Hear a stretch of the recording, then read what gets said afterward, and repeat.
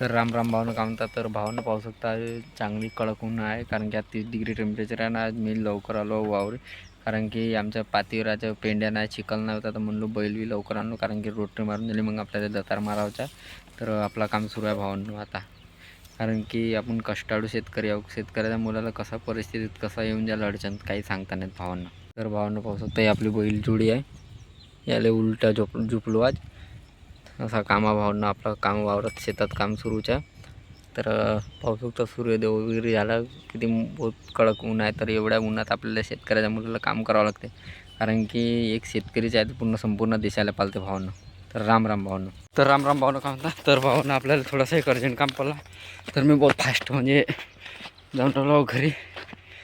कसं आहे ना, शेतकऱ्याच्या मुलाला केव्हा अडचण पडून काही सांगता नाही आहे. तर आपण थोडासा आज शेतीच्या कामात नाही, म्हणजे वावरातलं काम नाही करून राहिलो, पण थोडासा बाहेर जाऊन राहिलो काही पर्सनल रिजनच्या साठी.